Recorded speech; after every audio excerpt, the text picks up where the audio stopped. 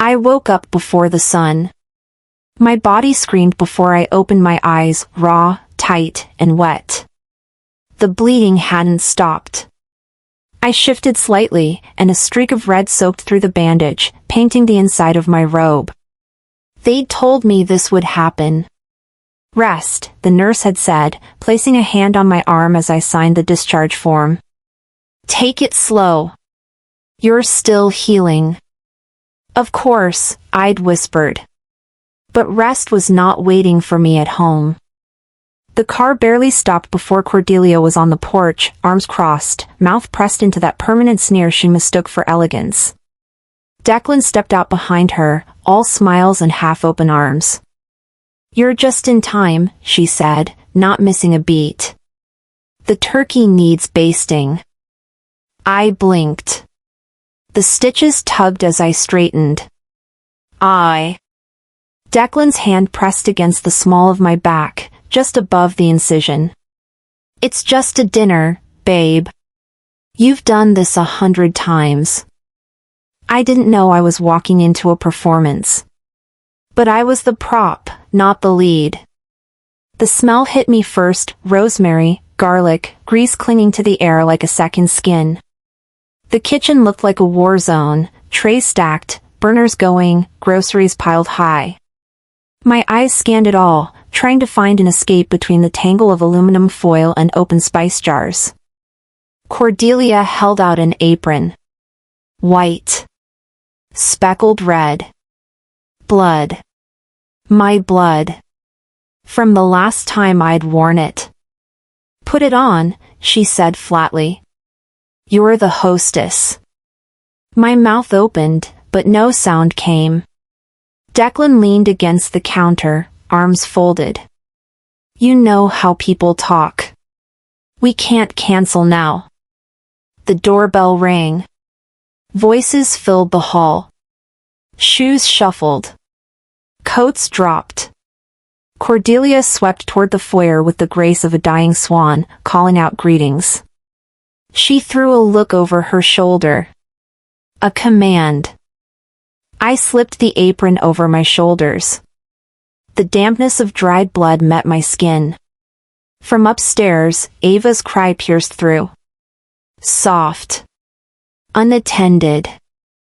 They didn't hear her. Or didn't care. I stepped to the stove. They all wanted a feast. I was just the flame to keep it warm. The pot trembled in my hands. Marinade bubbled, steam curling up around my face. I adjusted my grip, too late.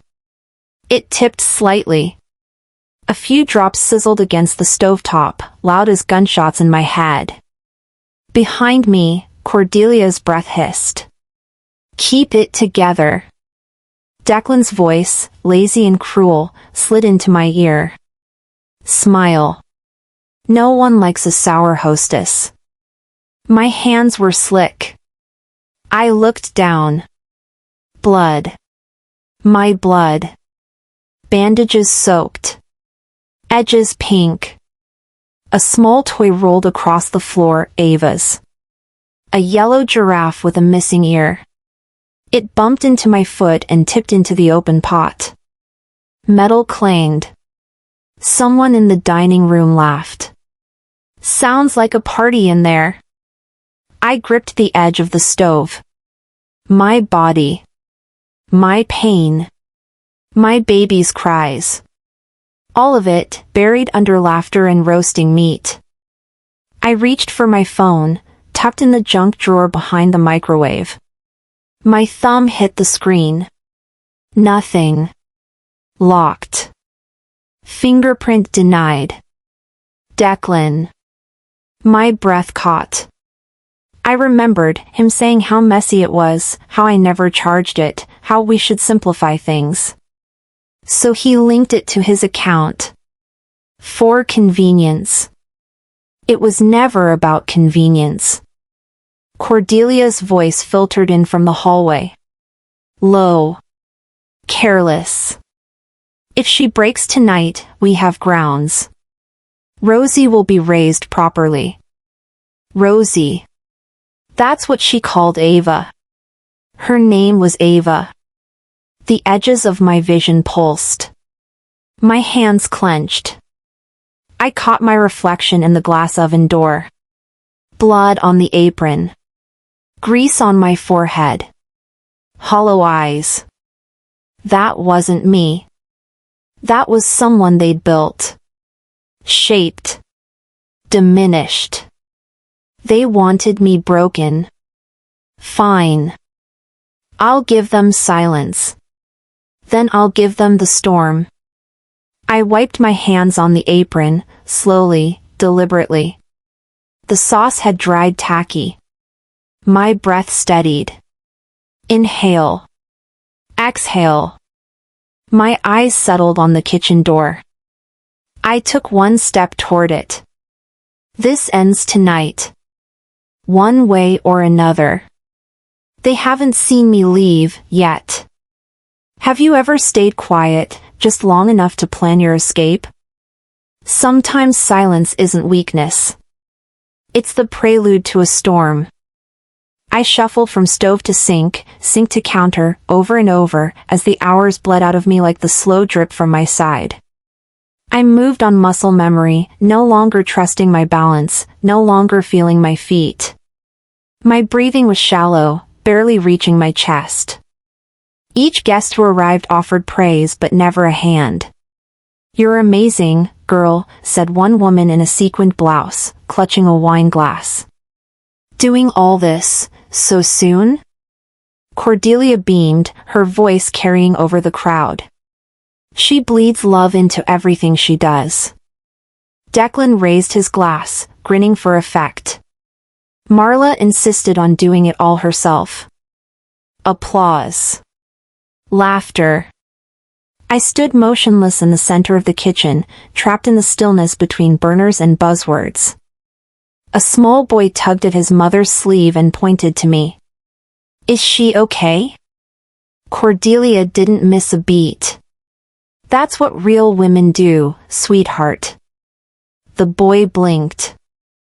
I blinked back. I returned to the carving board. The roast was slippery.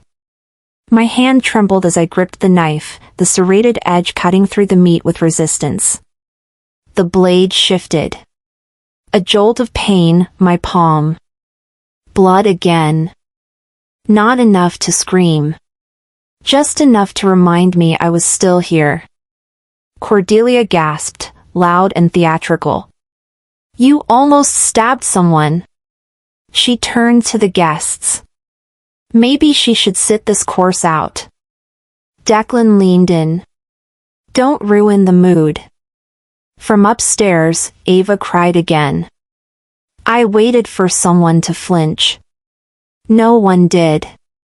They were more afraid of spilled wine than spilled blood, I thought. A guest across the room, Celine's cousin, I think, held her phone up, filming. "Get the whole spread," someone said. "She's killing it." The lens caught me mid-lean, my body folding like paper. Later, they would call it performance. I was in character, a martyr queen in an apron. The video hit the internet before dessert was served. It had a title. "Thanksgiving Queen Breaks Down on Camera." But the story wasn't mine. Not really. The comments flooded in. Some people fake anything to avoid family. Classic drama queen. Her poor husband. Celine's friend posted it first. And it spread like wildfire. Cordelia found me wiping down a serving tray. She held out her phone, screen glowing. "You're trending," she said. Declan stood behind her. "Damage control." "Smile more." "Fix your face." I looked at the screen. My own slumped form. Frozen. Muted. Out of context. The room around me spun, but something inside went still. Cold. Steady. They twisted the knife, I thought, now they hand me the handle. I left the tray where it was and slipped away. The downstairs bathroom smelled of bleach and lavender. Brina Costas was on her knees, scrubbing the base of the toilet. Her clothes were faded, hands raw from chemicals. We locked eyes. "You weren't supposed to be here today," I whispered. Brina didn't look up. "I came because Celine told them I owed a favor." Her voice lowered. "They ruined my life for speaking once." I knelt beside her, the cold towel biting into my knees. Brina reached into her pocket and passed me a folded note. "Your sister's watching," it read. "Not all of us are blind." I closed my fingers around it. Footsteps. A shadow in the doorway. Celine. Her smile was all teeth.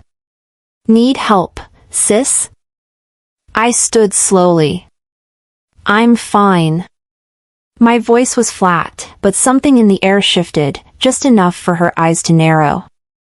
I stepped past her. The hallway chandelier above me buzzed faintly, light flickering.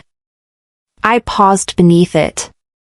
Guests laughed in the dining room, forks clinking. Distant. My hands throbbed. My side burned. My chest ached from holding in the scream. But I blinked away the pain. Let them watch. This show isn't over. Somewhere between blood and applause, I was reborn. Ever been applauded for surviving something that nearly killed you?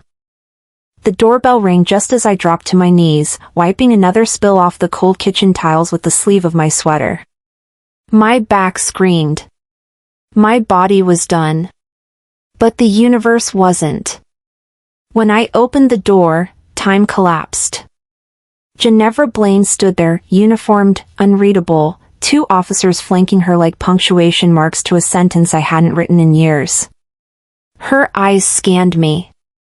They flickered to the bruise on my cheekbone. The stain on my shoulder. My silence. Declan was behind me in a flash, body rigid. "You're not coming in." Ginevra didn't flinch. "We have a report of domestic violence and coercion. We're here for a welfare check." Cordelia's voice rose like steam. "She doesn't have any say in this house." "You can't." Ginevra looked past them both. At me. And I just stood there, frozen, unsure whether to bolt or break. Guests shifted nervously in the foyer. Whispers tangled with perfume. No one left.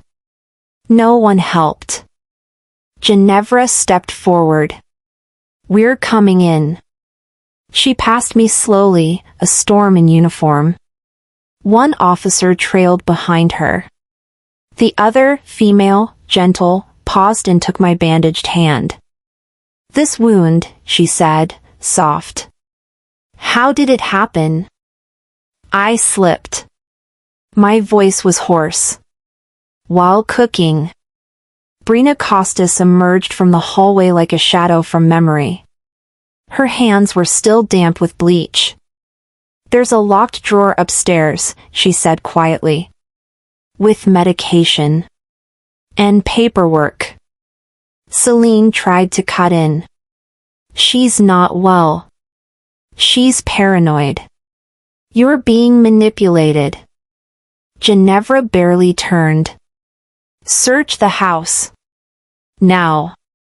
While the officers moved, she looked at me. Really looked. Not like a cop. Like a mother remembering. "Why now?"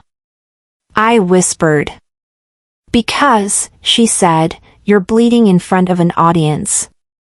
Upstairs, drawers opened. Footsteps scuffed. Then a voice, "We've got something." They came down holding a small object. A baby monitor. A camera. Declan's face drained. "That's outdated. We didn't even." Ginevra clicked the power. The tiny screen came alive. Grainy video. My face, pale, post-op, Declan handing me a pen. My hand shaking as I signed something off-screen. Ava crying in the distance. That wasn't coercion, Declan snapped. She consented. Ginevra turned. Medical records, then. Cordelia scoffed. That footage is inadmissible. It's ancient. She probably planted it. Another officer appeared with papers. Financial transfers. Multiple signatures from the same hand. One of them. Hers, barely legible. I swallowed hard. From the back door, Isolde walked in like she hadn't disappeared days ago. Her eyes were rimmed with red. Her hands trembled as she passed Ginevra a USB. She didn't know who else to trust, she said quietly. But she left me everything. Just in case. Ginevra took the drive. This is no longer about dinner. This is custody. I couldn't breathe. Not from fear. From something else. Something I hadn't felt in months. The memory hit hard, Cordelia on the phone, whispering to a lawyer. If she spirals, we step in. Ava will be raised by family. Our family. Back in the present, Isolde met my eyes. I kept quiet before. I won't anymore. I wiped a tear before it reached my jaw. I'm not the one hiding anymore, I said. Cordelia lunged, fingers curled like claws toward Isolde, but the nearest officer intercepted her. You've got no right, Cordelia screamed. She does now, Ginevra said. A guest I didn't recognize, Althea, I'd learn later, leaned over to Ginevra. She called me once, Althea murmured. Your daughter. Weeks ago. She didn't know who else to call. I still have the voicemail. Declan roared, this is a show. A farce. Ginevra didn't blink. Then let's see how it plays in court. Cordelia was escorted out of the kitchen, hissing venom as she passed. You'll regret this. I stared after her. My chest heaved. Then I turned. Ginevra was still there. Still standing. Don't leave this time, I said. And for the first time in years, she didn't. Have you ever waited for someone who finally showed up too late, or just in time? Declan stood at the head of the table, his glass raised high, voice booming over the murmur of unsettled guests. To Marla, he said, a forced smile pressed against his teeth. Our gracious hostess. My name echoed off the walls like a joke everyone had heard before. I met his eyes, saw nothing there but calculation. Cordelia tapped her phone, screen bright. A headline blinked across it in bold, Dinner Horror Show, Vexley Wife Crumbles Live. She tilted it toward me like a threat wrapped in glitter. A woman in pearls leaned toward her husband and asked, why isn't she smiling? Celine's camera light blinked like a lighthouse in a storm. She caught every twitch, every blink, every wince. I was the shipwreck. They marketed my suffering as entertainment, I thought. My stomach turned with every cheer that wasn't mine. Have you ever felt invisible while everyone watched you? Cordelia pulled me toward the pantry, her grip like ice. You're ruining everything, she hissed. Sign this. A thick document. Guardianship transfer. Her name, Declan's name. Ava's. I looked up the staircase. I could still hear Ava's breathing monitor ticking faintly, like a countdown. Ginevra's face popped onto Cordelia's screen, FaceTime, grainy but smug. Go ahead, Marla. Sign. Let them see the receipts. A new video notification dinged across the room. The nanny cam footage, raw, shaky, real, was online. I was in it, pale and post-surgery, my signature crawling across paperwork like a dying vine. Dinner and a deposition, one guest whispered, holding up her phone to show the screen. Another muttered, "She looks drugged." My hand clenched around the pen. I didn't move. Cordelia's eyes narrowed. Don't be dramatic. Be grateful. We're saving her from you. The room tilted. Flashbulbs of phones lit up like a trial. Laughter mixed with horror. And I just stood there. Breathe. Another phone chimed. Another flash. Notifications rolled in like waves. They weren't guests anymore. They were witnesses. Spectators. A jury. Then came smoke. Somewhere, something burned. The smoke alarm shrieked, piercing and shrill. The kitchen filled with the scent of something scorched, sugar or flesh, I couldn't tell. Fix it! Declan bellowed. Get in there! But before I could move, Brina appeared at my elbow, eyes urgent. It's been years, she whispered, slipping a phone into my hand. Now your voice matters.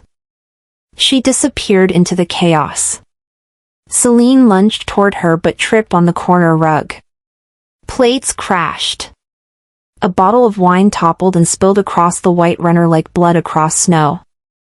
My fingers curled around the extinguisher beside the island. The blinking red camera light glared from the counter like an accusation. Cordelia reached out, her mask cracked. You don't want to do this. Declan's voice trembled, Marla, stop. And I stood taller. I turned the extinguisher nozzle toward the smoke, pressed the lever. A blast of white foam buried the flames and silenced the alarm. The room froze. Eyes. So many eyes. I stared at them all. This was your show, I said quietly. But I'm still standing. Have you ever watched the curtain fall on someone else's stage, then stepped forward and claimed the spotlight? The blinds in the conference room were half drawn, the room dim except for the soft blue glow of a laptop. I sat across from my attorney, files spread between us like battlefield maps. There were documents with signatures I barely remembered scrawling, transaction logs where my name was replaced, and audio files where I sounded like someone pleading for breath underwater. The wound in my body was real, I murmured, tracing the scar beneath my blouse. The ledger hiding it was intentional. Brina slipped in, quiet as always, handing me a flash drive. Footage. Bank trails. That day, from the nursery cam too. I looked at her. You didn't have to speak. Her reply was simple. But I did. Across the table, my lawyer nodded and began tapping out subpoenas to Cordelia and Declan. I exhaled slowly, the air no longer so heavy. Have you ever collected proof of someone hurting you, and wondered if you'd use it? A court hearing buzzed to life on my tablet screen, its title stark and undeniable, Vexley vs. Vexley, 2025. Faces flickered into the feed, Declan, smug in a navy blazer. Cordelia, poised like this was brunch. Celine behind them, off-center, scrolling her phone. Declan's lawyer opened with practiced concern. Marla has exhibited erratic behavior and a history of medical instability. They played the video of me collapsing in the kitchen, clipped right before Ava's cries. My lawyer adjusted his tie and tapped a screen. Here's the money, he said. Transfer logs. Thousands of dollars funneled from our joint account into Cordelia's. Family tradition funding, Celine called it, until a text appeared, don't worry, I'll hide the trust in Aunt Celine's name. My chest tightened. They bet on silence. I put their files in front of a judge. What would you fight for when the system sides against you? Declan's last card hit the table like a slap. An emergency motion. He wanted my parental rights suspended. His voice trembled, not from nerves, but thrill. She's recovering from surgery, he argued. That's not stable. Cordelia leaned into her webcam. We just care about the child. I sat at home, Ava nestled beside me, drawing circles on her play mat. Her world was soft and unknowing. I clenched my jaw. They're using my body against me, I whispered. I'll use my mind against them. My lawyer tapped again, audio played. Declan's voice, sharp and clear, if she falters now, we'll take it all. Then Ginevra's testimony, prior reports. Ignored at the time, she said, but not forgotten. The judge turned to me. I stood. My voice cracked but did not break. My scar, I said, is a badge, not a cage. Pressure tightened the air. The judge paused. Then ruled. Assets are frozen. Custody is temporarily assigned to Ms. Vexley and Ms. Blaine. Declan Vexley and Cordelia Vexley are removed from custodial consideration pending investigation. A collective gasp from the live stream. The chat lit up. This is the real Thanksgiving story. She won. Cordelia's lipstick smeared as her jaw fell. Celine backed into frame, blinking like a light had been turned on too fast. I scooped Ava into my arms. She pressed her hand to my cheek. We're going home soon, I whispered. For real. When you win on paper, what comes next in the heart? The gavel hit. But justice isn't a closed book, it's chapter 1 of our new beginning. The courtroom screen flickered once before the sound came through, clear, final, unshakable. The court hereby grants full custodial rights to Marla Vexley. Guardianship of the minor child, Ava Vexley, is hereby revoked from Declan Vexley and Cordelia Vexley. The gavel struck, and in that hollow sound, I felt my heart stop resisting. For months, I'd braced for impact. This was the first time I exhaled. I never wanted to win hatred. I just wanted to be seen. Ginevra's arms wrapped around me and Ava, her scent like cedar and home. Ava giggled, tiny fingers tugging at my necklace. For the first time, the three of us felt like one uninterrupted heartbeat. Through the courtroom glass, Declan stormed past reporters, jaw tight, eyes avoiding mine. Celine's phone camera caught him mid-step, his face pale under the flash.